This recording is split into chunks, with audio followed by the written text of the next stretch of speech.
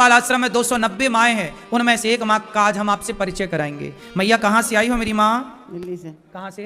दिल्ली से। दिल्ली। कौन कौन है मैया जी आपके घर में? 2 बेटे हैं 2 बेटियाँ। गौरी गोपाल आश्रम में अच्छे हैं आप? यहाँ कोई कष्ट तो नहीं है? नहीं। यहाँ आपको खाना पीना समय से मिलता है? सब मिलता है। यहाँ आप खुश हैं? हाँ जी। और यहाँ दवाई ववाई होती है कि नहीं? सब कुछ होता है। और आपको रहने के हमने कोई पैसे तो नहीं लिए? नहीं। पैसे नहीं लिए। कितने वर्ष हो गए आपको यहाँ? 4 साल चल रहा है। 4था वर्ष। 4 वर्ष हो गए आपको गौरी गोपाल में। तो घर में से कोई फोन आता है बच्चों का? कभी बुलाते हैं? कभी कभी आता है। किसका? बड़े बेटे का। बड़े 2 बेटे हैं आपके? हाँ 2। तो दोनों बेटे हैं, फिर भी आपको यहाँ क्यों रहना पड़ा? बेटा तो बहुत दूर है, पुणे है। छोटा बेटा पुणे रहता है। पुणे रहता है बेटा? हाँ, बड़ा नहीं रहता है, द्वारका। बड़ा द्वारका दिल्ली में रहता है। तो बेटा यहीं रहता, फिर वो नहीं रखता आपको, सेवा नहीं करता? क्या कहता है? कहते क्या, उसके घर रहते थे हम। फिर 1 साल तक रहे। फिर लड़ाई झगड़े बहुत हुआ करते थे, उसकी बीवी नहीं चाहती थी। उसकी पत्नी नहीं चाहती नहीं। कि आप वहाँ रहें? छोटी बात पे भी लड़ाई झगड़े होते रहते थे। फिर हम तो आपका आश्रम का टीवी देखते थे ना, तो आपका आश्रम को देखते थे। तो उसकी पत्नी नहीं चाहती थी कि आप रहें, बेटा चाहता था कि नहीं? हाँ, बेटा चाहता था, लेकिन बेटा भी उसके डर के ही रहता था। बेटा डर के रहता है? हाँ। पत्नी से।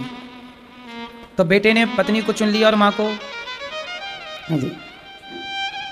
बेटे के सामने 2 स्थितियां हैं। पत्नियां आजकल कह रही हैं कि अपनी माँ को रखो या हमें रखो। तो बेटे ने पत्नी को चुना और माँ को नहीं चुना। आजकल की कुछ बहुएं ऐसी हैं जो अपनी सास को नहीं रखना चाहती। भाई सवाल खड़ा है, चलो आपने अपनी सास को निकाल दिया, कल आप भी तो सास बनोगी, आपकी भी तो बहू आएगी, फिर आप कहां जाओगी? इसलिए ये व्यवहार अपने से बड़ों के साथ नहीं करना चाहिए, समझना चाहिए उन बहुओं को।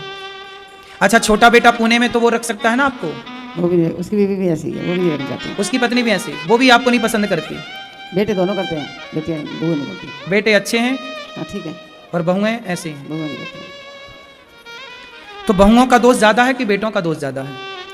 बहुओं का ये, बेटे उसके कहने में चलते हैं इतना, तो फिर बहू का हो जाए। तो बहू के कहने पे बेटा चल रहा है, ये तो दोष बेटे का हुआ ना? हाँ। तो बहू का दोष ज्यादा, आप बताओ किसका दोष ज्यादा है? दोनों का हैं? बेटे का दोष तो बेटे का ज्यादा है। बहुओं का क्या है? बहुएं तो कहेंगी कि जाओ, पर बेटे को पक्ष रखना चाहिए ना कि भाई मैं अपनी माँ को कहाँ छोड़ू। उसे समझाना चाहिए कि कल तू भी तो माँ बनेगी, तू भी तो कहाँ जाएगी यदि तेरी बहू आई और वो भी निकालने लगी तो। इसलिए आजकल बेटा, मैया दोषी तो बहुएं भी हैं, हम नहीं कहते, लेकिन बेटा ज्यादा दोष रखता है, बेटा का दोष ज्यादा है। आप बताइए कि ये माँ जरूरतमंद है कि नहीं? अब बहुएं देखो नहीं चाहती रहना रखना, अब बहुएं नहीं चाहती तो बेटे को भी लगा के ठीक है तुम भी जाओ। उनके तो खर्चे ही कम हो गया ना उनका, जबकि माँ का खर्चा कितना है? 4 रोटी का खर्चा है, जरा सी जगह लगेगी सोने को। लेकिन बच्चे इतना भी नहीं समझते। 4 वर्ष से मैया यहाँ रह रही हैं। इन 4 सालों में कभी बेटे ने कहा नहीं कि माँ चलो? नहीं, एक बार भी नहीं।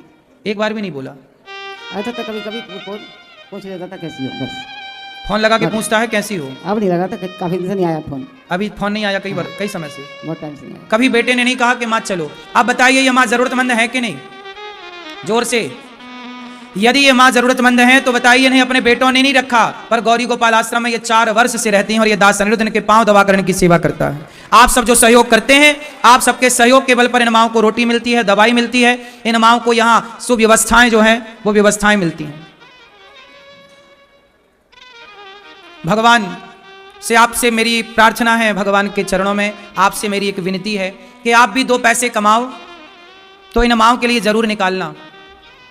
गौरी गोपाल आश्रम में जो सेवाएं चल रही हैं, इन बेसहारा माओं को आपके द्वारा सहारा मिले। आप